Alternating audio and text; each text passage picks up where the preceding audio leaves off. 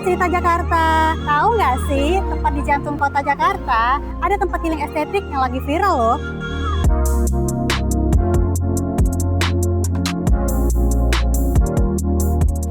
Di sini, rumahnya harta karun seni rupa nasional.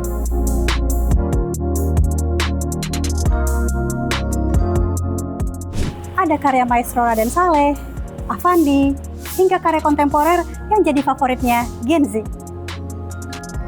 Ini dia Galeri Nasional Indonesia.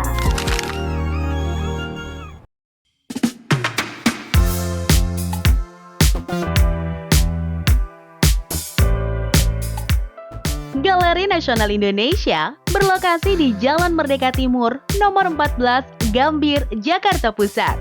Posisinya strategis banget nih, Abang Po, persis di seberang stasiun Gambir. Nah, sebelum lihat harta karun di dalam, kita registrasi tiket dulu yuk, Abang Po. Sebelum kita masuk dan ketemu harta karun tadi, kita registrasi tiket dulu nih Abang Empo. Lokasinya ada di Gedung B.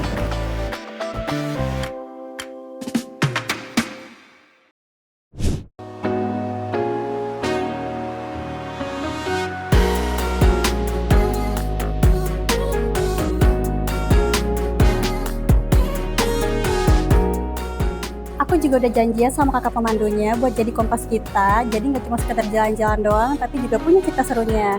Yuk Abang Empo ikutin aku ke registrasi tiketnya. Selamat sore ya Kak, selamat datang di Galeri Nasional Iya, Indonesia. selamat sore Mas. Iya. Saya mau registrasi tiket, caranya gimana? Oke, sebelumnya kakaknya belum ada pembelian online ya? Belum Mas, Oke, baik. ya. Kalau pembelian di sini secara on the spot kakaknya registrasi terlebih dahulu via link ini ya. Oke. Nanti setelah registrasi baru payment atau pembayaran tiketnya. Oke. Jadi, tiketnya bisa dipesan online atau on the spot ya, Bang Po.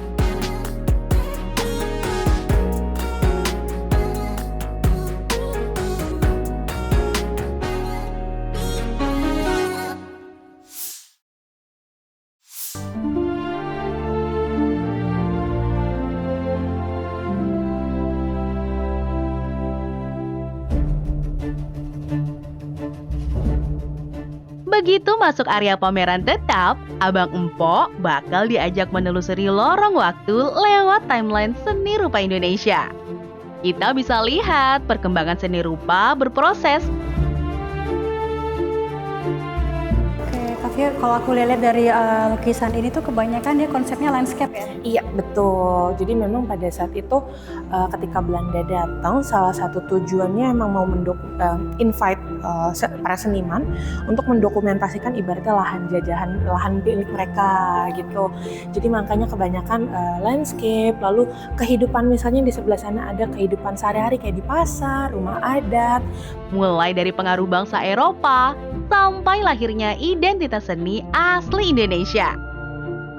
Di era kolonial Belanda, rata-rata lukisan yang populer adalah landscape yang memperlihatkan kekayaan alam Indonesia. Nah, kalau ke Galeri Nasional Indonesia, Abang Empo wajib lihat yang satu ini nih. Galnas punya cara keren buat nampilin mahakarya lukisan Raden Saleh lewat instalasi imersif. Siapa sih beliau? Raden Saleh ini bukan sembarang pelukis. Beliau adalah pionir seni rupa modern Indonesia yang karyanya sudah mendunia. Bahkan, salah satu lukisannya pernah laku dilelang sampai lebih dari 150 miliar rupiah di Prancis.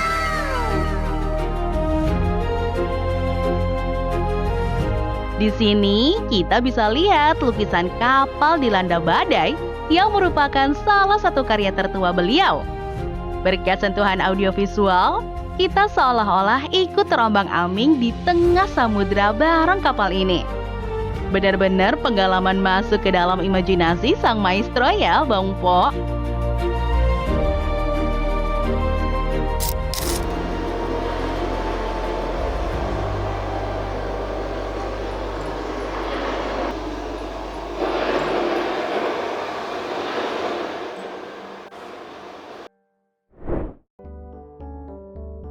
Selain karya Raden Saleh, ada juga karya Affandi, maestro legendaris yang karyanya sudah melanglang buana dari Asia, Amerika, sampai Eropa dan Australia. Beliau dikenal dengan gaya ekspresionisme unik, di mana cat langsung ditumpahkan dari tub dan disapu dengan jemari, menghasilkan figur yang tampak meleleh dan terdistorsi, menggambarkan beratnya beban hidup rakyat kecil di jalanan. Lukisan pengemis ini adalah suatu penghormatan Affandi bagi mereka yang terus berjuang bertahan hidup. Berbeda drastis dengan gaya abstraknya, Affandi juga punya sisi personal yang sangat menyentuh dalam lukisan berjudul Ibuku. Di karya ini, beliau justru menampilkan kemampuan realis yang detail. Kita bisa lihat raut wajah sang ibu yang tampak bersedih. Semua ungkapan cinta yang sangat dalam dari seorang anak. Tapi ada cerita unik di balik lukisan ini yang jarang orang tahu nih. Terutama soal bagaimana karya ini bisa dipajang di sini. Lukisan ini tuh lucunya, waktu keluarganya Affandi ada yang kesini sempat kaget karena kayak loh, kok lukisannya ada di sini? Jadi mereka nggak tahu kalau Pak Affandi tuh sempat ibaratnya ngasih lukisan ini, ngejual lukisan ini ke negara. Akhirnya yang bisa dilakukan, lukisan ini tuh direproduksi. Jadi kalau mungkin nanti kakaknya ke Museum Affandi tuh bisa ngeliat juga lukisan ini, tapi versi lebih besarnya dilukis ulang sama Pak Trubus. Jadi makanya mungkin begitu ngeliat kayak, oh ini yang reproduksinya ya, padahal enggak. Ini justru yang aslinya reproduksinya yang di sana.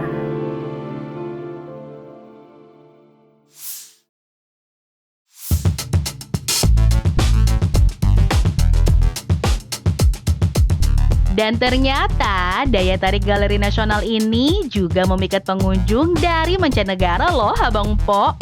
Penasaran gak sih apa yang bikin mereka jauh-jauh datang? Dan apa karya favorit mereka? Langsung aja yuk kita sapa. What brings you here today to the National Gallery of Indonesia? Today I had a few things in my list and this gallery was one of them because I like art and that's the reason. Is there any specific painting or sculpture that really caught your eye? Yes, actually few of them. One of them, I can't remember the name of artist, but the little boy playing instrument and the other one dancing. It's just like group of people watching them. I can't remember the name of the painting, but that's really interesting.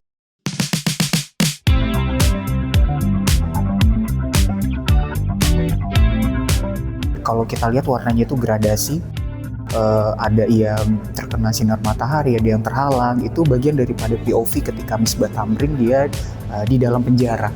Ini penggambaran seperti rakyat di sebuah ujung kota gitu yang mereka menghibur dirinya dan dihibur dirinya oleh Casper atau tuyul gitu. Saking sulitnya kehidupan pada saat itu. And also the man with the freedom or breaking the chain, because I saw the original one, I guess, in the square just around the corner, and the other one is just around the corner here, and that's really interesting too. Dan mungkin sekedar informasi juga, Edi Sunarso yang membuat karya patung Hotel Indonesia, terus juga yang membuat patung Dirgantara di Pancoran. Dan kalau untuk patung ini salah satunya yang ada di lapangan Banteng, gitu. Iya. Jadi 1 tahun sebelum yang patung besarnya di lapangan Banteng, ini dibuatlah dulu prototipenya. Dan ini kolaborasi dari 3 seniman. Yang pertama adalah Pak Hengantung yang melakukan atau membuat sketnya, Pak Edi Sunarso yang membuat patungnya, lalu berikutnya lagi Pak Silaban, arsitek dari Masjid Istiqlal yang mendesain dari pilar patung-patung besarnya tuh.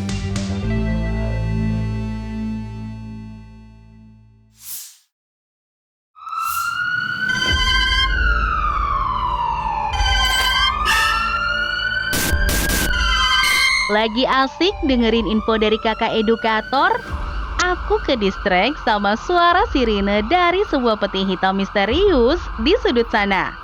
Kira-kira apa sih pesan yang ingin disampaikan sang seniman lewat karya unik ini? Jadi ini karya dari Pak Jim Supangkat. Pak Jim Supangkat juga salah satu seniman pada tahun 74. Itu terkenalnya pada 74 itu gerakan seni rupa baru Desember Hitam. Karena lampunya ini kayak darurat, emergency darurat. Pada saat itu seni rupa menurut mereka tidak berkembang. Peti mati gitu ya, duka. Bahwa pada saat itu seni rupa tuh seperti berduka karena tidak berkembang gitu.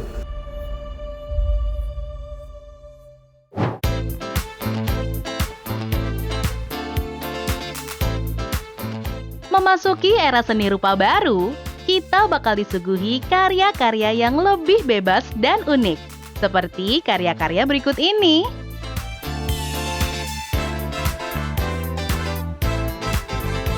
Seni kontemporer nggak cuma terbatas pada lukisan, tapi juga instalasi multimedia, patung interaktif yang unik, sampai permainan tradisional kayak gini. Oke, wah asik nih Mbak main ini, nostalgia ya. Iya, kita games zaman dulu. Kok Oke. bisa ada sih congklak di sini? Ya, jadi ini karya dari Bu Siti Adiati. Jadi di era-era section ini bisa dibilang karya-karya yang ada di sini itu tahun 74. Jadi ada gerakan seni rupa baru di mana banyak seniman-seniman muda pada saat itu mereka si dakon atau congklak ini adalah permainan tradisional yang familiar dimainkan perempuan, wanita gitu ya. Jadi kalau kita lihat di sini panjang gitu ya, nggak akan selesai cepat gitu, dan itu pesan dari Bu Siti, sehingga juga mereka juga mendobrak pakem seni rupa bahwa seni rupa itu bukan hanya berkaitan dengan formal, dekoratif, abstrak, tapi juga sudah bahkan lintas media kayak permainan tradisional bisa jadi suatu karya gitu.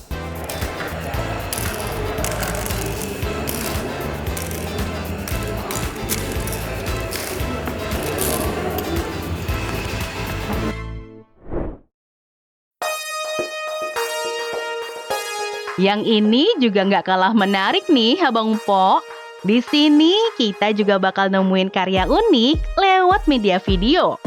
Seperti karya Tintin Wulia, berupa video paspor dan nyamuk dalam botol kaca yang suaranya memenuhi area lorong.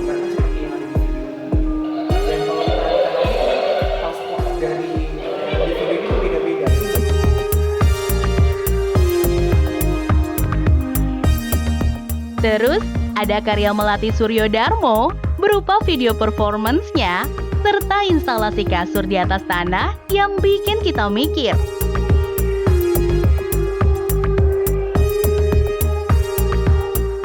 Sampai video eksperimen tahan senyum yang berdurasi 10 menit karya Muhammad Akbar.